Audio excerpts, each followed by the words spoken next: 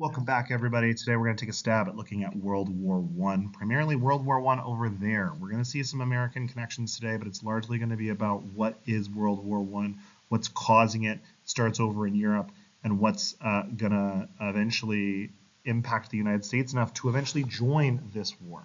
And so if we look at where the country has been, especially if we look at the founding period forward, we have to look at what's going to eventually cause the United States to completely violate the Washingtonian ideals and precedent of isolationism and neutrality at the very least.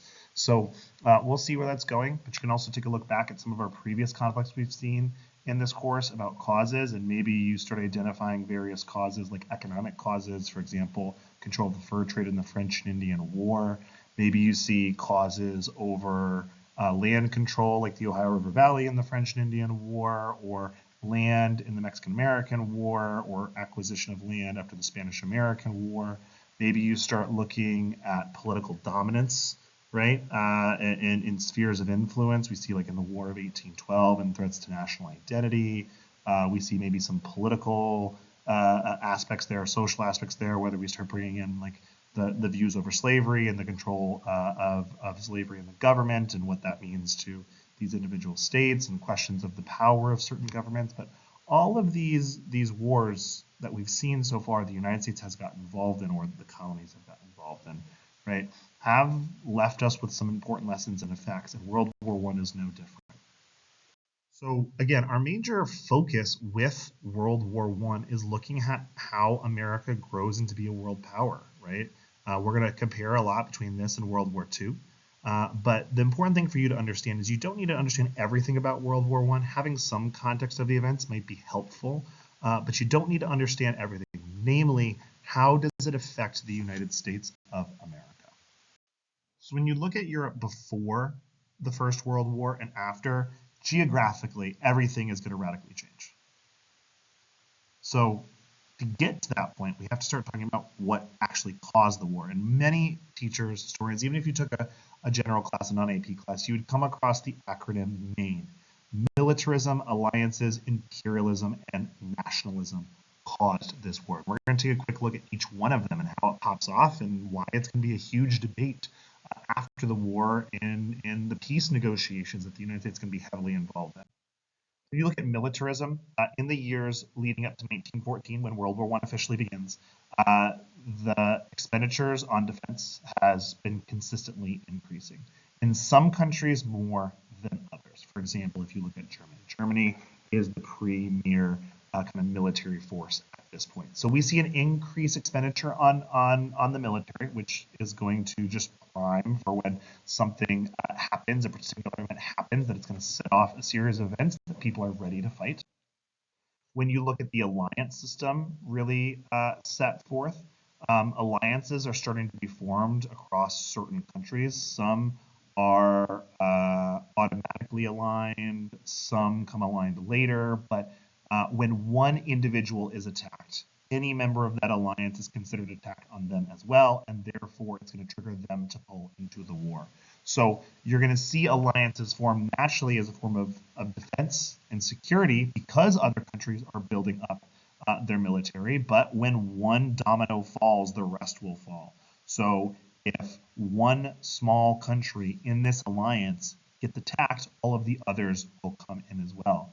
And if they declare war and retaliation, all of the other allies on the other side are also going to get pulled into the war, which is largely how this war catapults very quickly. The third cause of World War I is largely identified as imperialism, and we are going to see land that is taken and colonized, not just in Europe, but all over the world. And so when the fighting starts there, all of these other colonies are also going to get drug into the fray. And that's not just going to mean people are coming to Europe to fight, but they're going to fight in their areas in all these different continents. And remember the ramifications of what a colony is supposed to be for, right? A colony is supposed to enrich the mother country. That's the core base of this mercantilistic model we saw all the way back in periods 1 and 2 and 3. Right? If you have more colonies, you have more monies to create a more powerful army. If you have a more powerful army, you can be a more powerful country controlled over the world. That's that militaristic mindset. And so imperialism is only going to fuel militarism and in addition to that, fuel the need to create a defensive alliance. The fourth cause of World War I is nationalism. And so when we look at this map, we're going to start seeing why all of the three previous ones are going to play into the event that sets this whole war off. So how does nationalism play in? If you look at a lot of these countries here, right, the German Empire, the Austro-Hungarian Empire, or the Ottoman Empire, right, there are going to be a large amount of nationalities that are shoved under this a single name of an empire and single rule. In particular, let's take a look at the Austro-Hungarian Empire here that's kind of blown up. Each of these different shades of color is a different ethnic group, right? They don't necessarily speak the same language. They don't have the same cultural history. The only thing is politically they're bound by the same empire that has conquered them. And so it's going to lead to not a unifying measure, right, of just being under one name, but it's going to lead to a lot of a resentment, especially people desiring for freedom the longer this goes on, and they'll see other countries obtaining their freedom, but not them, along with oppressive policies that they will see are out of touch and not benefiting their particular ethnic group. One particular incident that happens is when a Serbian nationalist assassinates the Archduke of Austria-Hungary, Franz Ferdinand, who's supposed to be the heir to the throne. There is a belief that this is by a foreign country. It sparks off tensions that are blamed on another country. And when one country is declared war upon, it's going to cause a trigger effect of the alliance systems to kick in. And then when the alliance system kicks in, with all of the countries controlled in territory around the world and competition and tension there, along with, right, the militaries that have already been beefed up over the past few decades, especially in the recent years leading up to 1914. This is sometimes seen as the spark that sets off what is believed to be the war to end all wars, and war will literally break out on multiple different continents.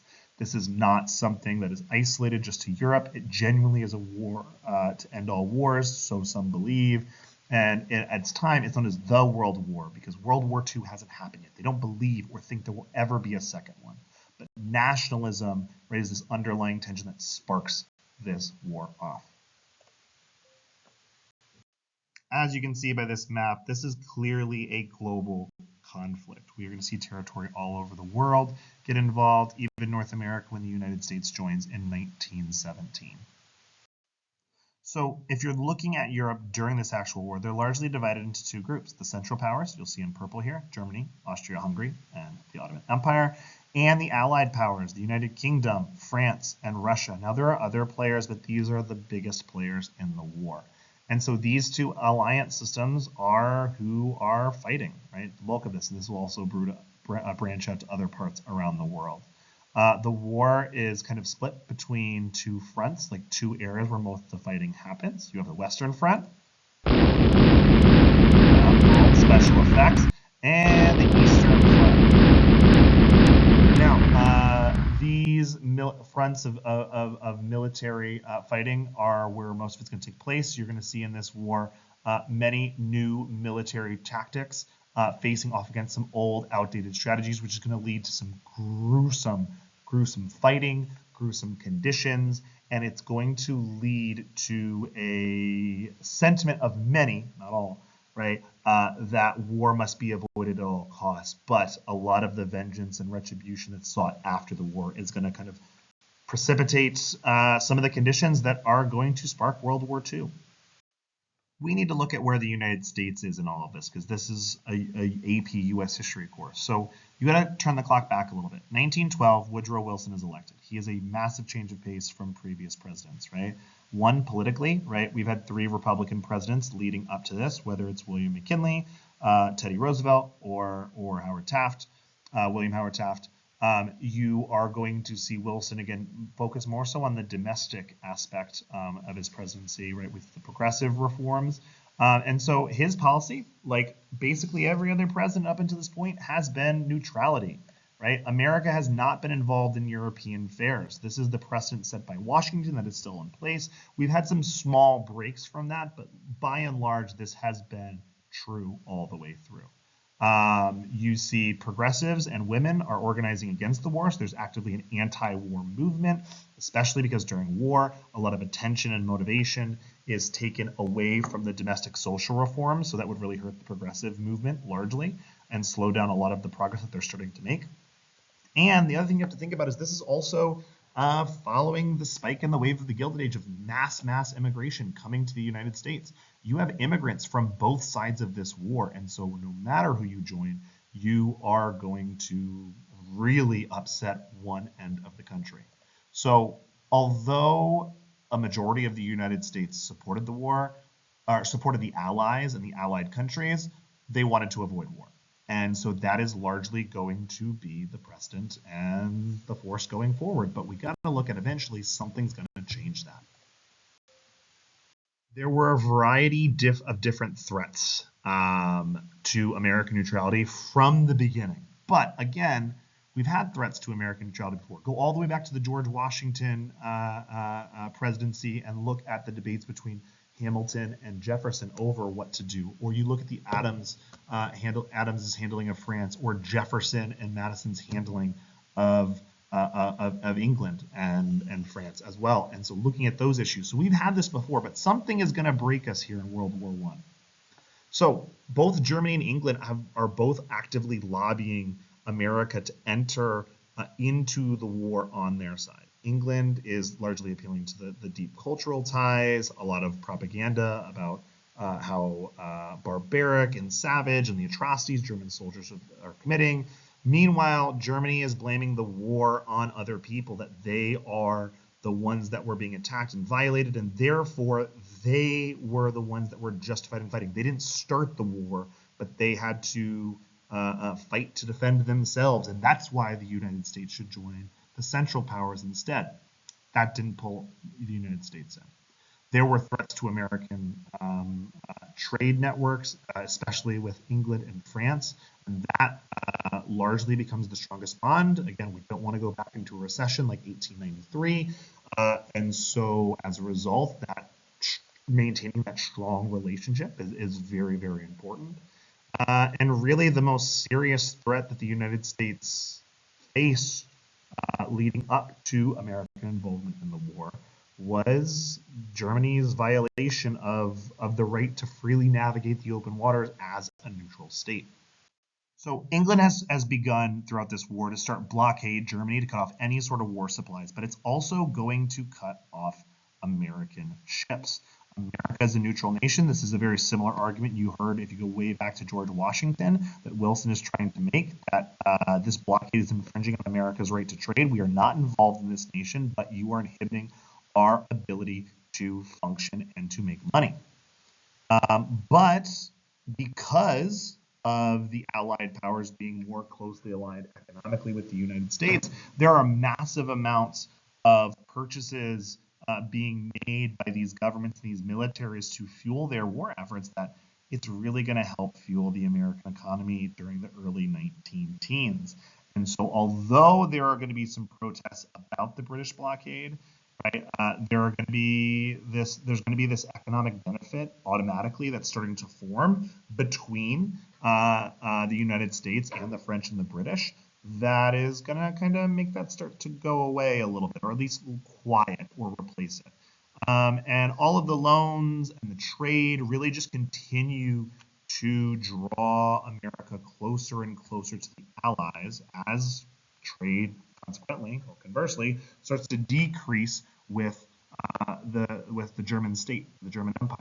So when you look at like numerically, right, and we can't just say, oh, they said with one side or the other. If we look at actual data, right, America gave $2.5 billion in loans to the Allied power, but only $27 million to the Central Power, right? Central Power. So if we're talking about this, right, in billions, if we average both of those out or balance both of those out to the same unit of measurement, 2.5 billion to the Allies, France, England, Russia, 0.027 billion to the Central Powers. But when you look at the span all the way up until the United States joins World War I, this trade network jumps U.S. trade from $2 billion to $6 billion in about 3 years with the Allied powers. So it's only going to pull the United States closer and closer. And some typically say that by 1916, America was only neutral in name only. That yes, we did not have boots on the ground, but we had been fueling so much of this war and made so much money that we are largely helping the Allied powers and not helping the Central powers at all. So we've already kind of taken aside whether we claim that we're neutral or not. So what is Germany going to do in response? Well, they're going to start using a technology that they have that others in the world don't really have, especially at this level and this mass production that they've really specialized in, something called the Unterseeboot, or in English, the undersea boat, aka the submarine, that they're going to use to break through the blockade, and any ships heading to England or heading to France that might be containing war materials are going to be targeted. And other ships are going to be taken down too, including passenger cruise lines like the Lusitania, the Arabic, and the Sussex in a 1-year period. That's going to cause more and more tensions between the United States and Germany. So much so that a agreement is needed to be struck called the Sussex Pledge, mouthful, that Germany agrees to limit attacks if the U.S. helped end England's blockade. This ultimately does not happen. The blockade continues, and Germany as well has to continue using their major naval advantage in this war. So the German U-boat activity is largely happening all around England. That's their primary target in that particular area. Right? And you can see all of those red dots representing examples of a U-boat attack. This is becoming so common that you'll see this note published in Washington, D.C., right, in American newspapers from the German embassy, from the German government, warning people of attempting to travel on passenger cruises over the Atlantic Ocean at this time, because the German U-boats are needing to shoot down a variety of ships, any ship that's trying to come in that could help the enemy, including some passenger cruise liners, right? Some cruise liners are going to get shot down, like the one you see in this photo. Now, this is not the Titanic. The Titanic, right, when you know it from the movie, took about 2 hours and 45 minutes to sink, right? So almost 3 hours. The Lusitania gets shot twice by a German torpedo off the coast of Ireland when it's almost to its destination, and it sinks in just 15 minutes. You can see there on that article title, right? 1,200 people dead, including Americans. But the question is, why does it only take 15 minutes if it's a giant cruise liner like the Titanic? Well, later documentation proves that there were actually military war materials being smuggled to the UK, to the Allied powers, on a civilian cruise liner. German ships have gotten word of things like these, and they're sinking down any ship that could possibly be a threat to them in their military. So you have governments that are putting civilians at risk and trying to essentially smuggle them in under civilian cruise liners, but the world newspapers are Germans are shooting down innocent civilians on the open seas and killing them, including Americans who are neutral in this war. So tensions are only going to continuously compound. And so all the way up until 1916, America has still stayed out of this war. But 1916 is an election year.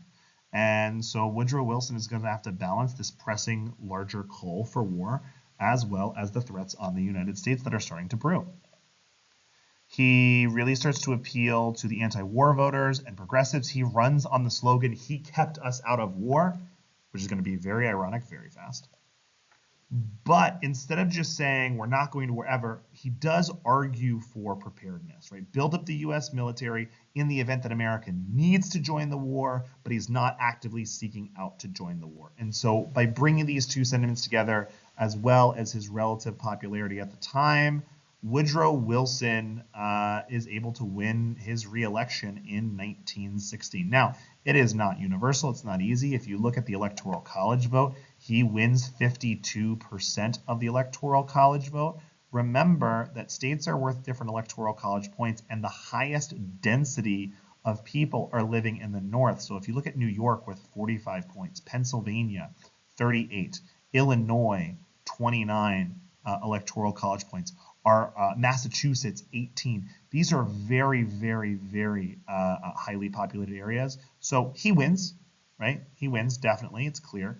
But it is not as easy as maybe the image may suggest, right? But he won by largely affirming two things. One, America needs to have a protection of the freedom of the seas to navigate, to trade, and to sell. This is not anything any country should take over, as well as emphasizing neutrality. Shortly after his win in November in the election, Woodrow Wilson is going to be faced with a series of facts that's not going to allow the United States to remain neutral. Germany is unleashing a massive ground offensive in Europe and is unleashing unrestricted submarine warfare. Any ship that comes through that's not with the Germans can and will be shot down. Neutrality is going to be impossible because of a series of key events, including in that submarine, unrestricted submarine warfare. 5 different U.S. ships are going to be shot down. And the Zimmerman telegram is going to be intercepted and decoded by British officials and sent to the United States. And anger, once this news breaks out, is going to flood all over the country. And drums up for war are going to be heard everywhere. The Zimmerman telegram was a message that was intercepted by the British government, decoded by British cryptographers, and shared with the United States. That said, that the German government hopes to keep the United States out of war. However, they don't see that as necessarily probable in the long term. And if the United States does declare war and joins this war on the side of the Allies, they want Mexico to attack the United States.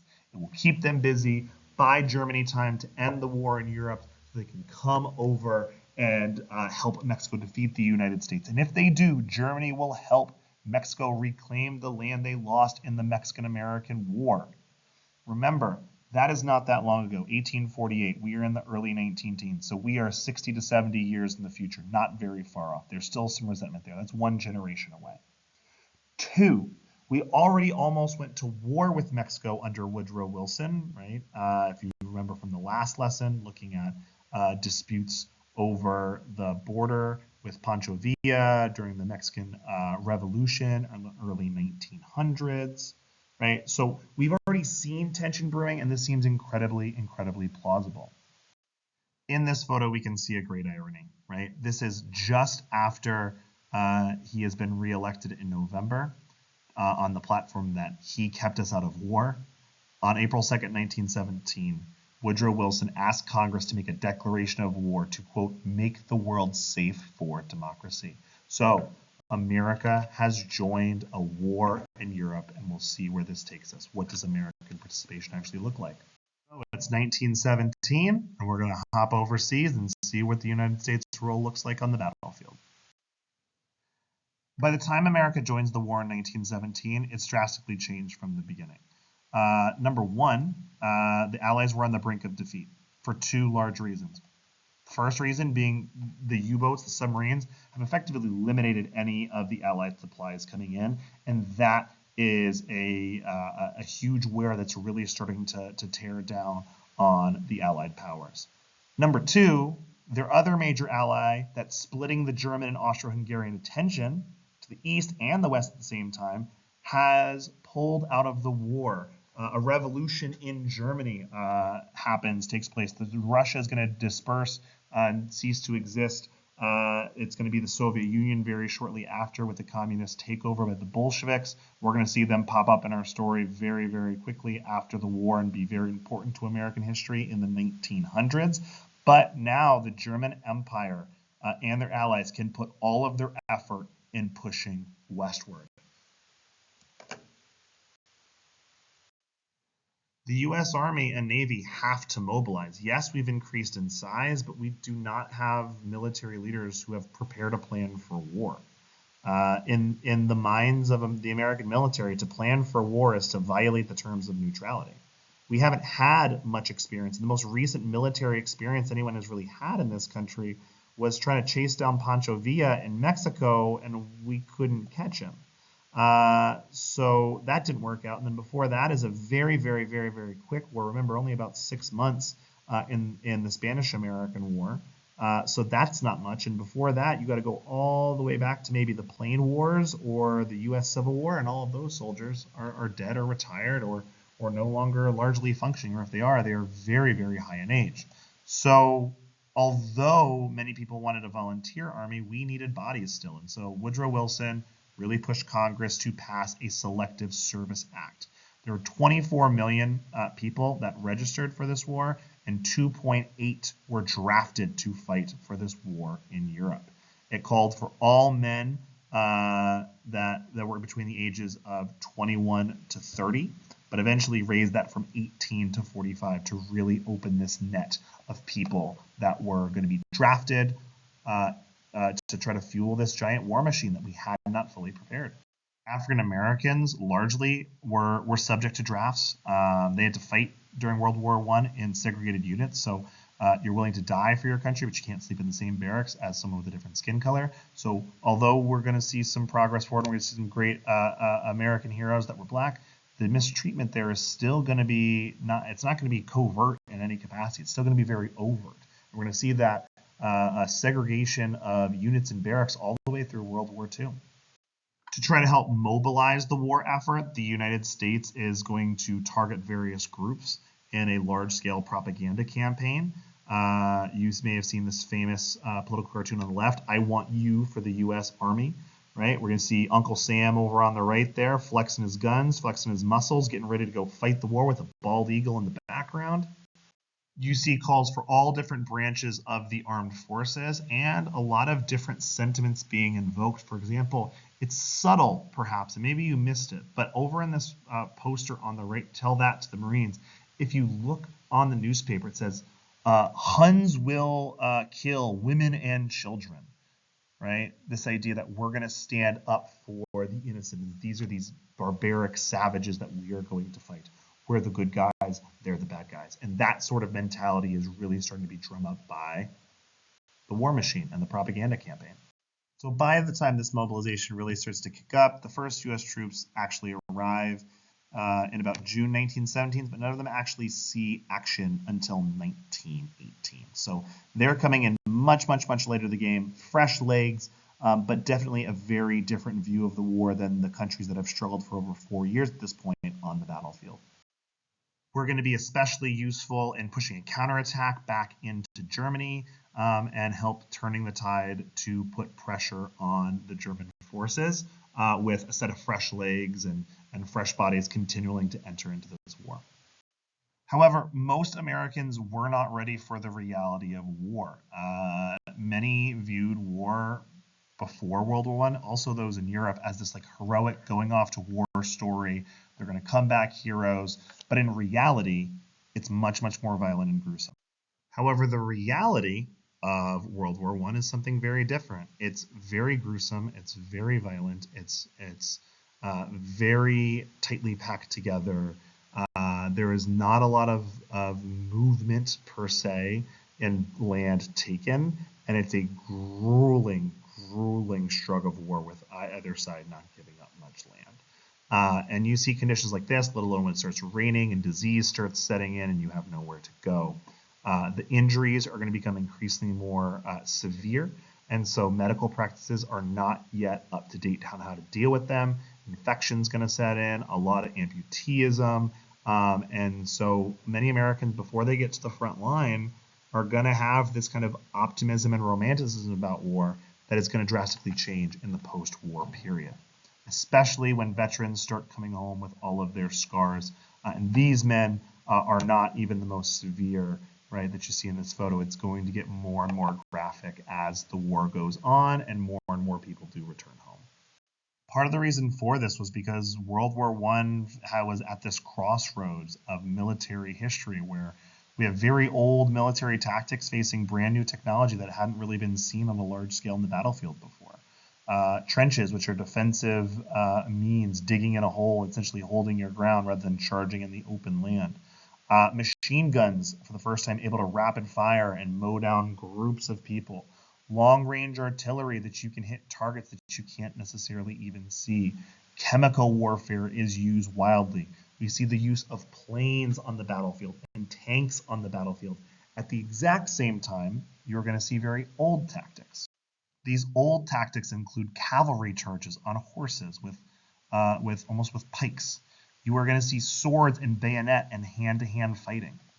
You are going to see people leading charges of waves of bodies running at the other trenches, and a lot of hand-to-hand combat, while the other side has tanks and barbed wire and grenades and planes flying above head, dropping explosives or getting reconnaissance on moves that are about to happen. On machine guns opening fire on people running in the fields. Then you have the conditions of the heavy rain in the mud that slogs and weighs people down, and the diseases that take place. And so all of these things on top of each other are going to create a very, very, very gruesome warfare when you have old, outdated attacking tactics and very modern, highly effective killing techniques and tactics that are built on defense. And so these old tactics are just going to lead to massive piles up of bodies. As so many new technologies and people are running across these areas, it's going to lead to people trying to protect themselves with barbed wired fences to try to funnel people into short areas that allows machine guns and modern technology to be more effective at killing people. The land is going to be completely tore up and is going to be what is known as the no man's land, the gap between the trench lines. It's going to swiftly end to the older techniques, because they are not going to be effective. They're going to get stuck and piled up and mass casualties. You are going to be living in flooded areas, as you can see in this picture here, right? Almost up to their kneecap, continuously wading through water, and what that's going to do to the human body, let alone that's where you're sleeping and where the rats are going to start to infest, and the bugs and all of the other terrible, terrible things that are going to come with those conditions. And it's going to do some terrible things to the human body. Little trigger warning, if you don't want to see this, what it's going to start doing to the human body when things are oversaturated and soaked in water, it's going to be more than just wrinkly feet, right? People are going to start losing limbs. It's going to start destroying skin. It's going to be gruesome. It is going to be painful. And this is going to be normal trench life. People live here. They fight here. Everything here is in the trench line. So when the Americans actually arrive, it is going to be a drastic culture shock, right? They're not expecting how gruesome it is going to be. Now, they are going to help tip the tides of the battle and the warfare, but it's going to be a massive shock. And so after World War I is over, there's going to be a large anti-war movement brewing around the world. Again, just more footage of, or pictures of, how bad and how dense these conditions are that people are living in. Again, just more about this is the wasteland. This is not some far off place, some post-apocalyptic world. This is France. This is Western Germany, Eastern Germany. This is Europe. By the time the Americans arrive, really get on the battlefield in 1918, it's not so much that we are a strategic tipping point. We're barely in the war, militarily, or I guess in terms of soldiers wise. But our arrival of fresh soldiers and war supplies is going to be crucial to the Allied morale. That's going to turn the tide. And by the end of 1918, the German government knew the war was over. Their major allies, Turkey, Austria, the Ottoman Empire, Austria-Hungary, Bulgaria, were all out of war at this time. And by November 11th, 1918, the German government signs an armistice, a call to end the fighting with the Allies on the 11th hour of the 11th day of the 11th month. Symbolically, right? Before we strike midnight, before it's too late, before people are completely wiped out, we reach an agreement of peace. So what can we take away from this look at World War I in just a short amount of time? The Great War, the war to end all wars, World War I was a total war. America has a role in this conflict, but we're reluctant to really even enter World War I. After 3 years of neutrality, we play a very supporting role, not really a central role, even militarily, once we arrive. The death toll, especially for the Allied forces, 9 million soldiers are dead and 5 million civilians are dead. There's all this type of gruesome technology and warfare that's utilized. Poison gases, artillery, machine gun, grenades, trench warfare. This really war of attrition, this kind of grinded out type of war that leads to more and more casualties and terrible conditions. And like I said, America plays a very minor role, not minor as an insignificant, minor as in quantity of what's role. We were only engaged in battle for maybe 8 months. The Allies had 52% of the casualties. The Central Powers had 57% casualties.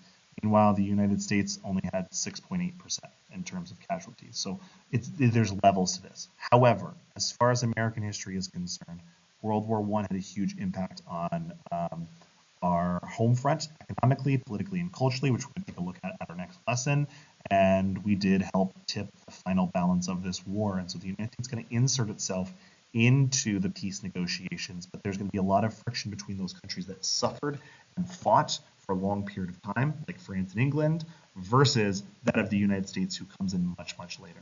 Before we get to that topic, we're going to look at World War I over here and really look how that changed the American home front, or impact debates on the American home front. Have a good one, folks. On to the next one.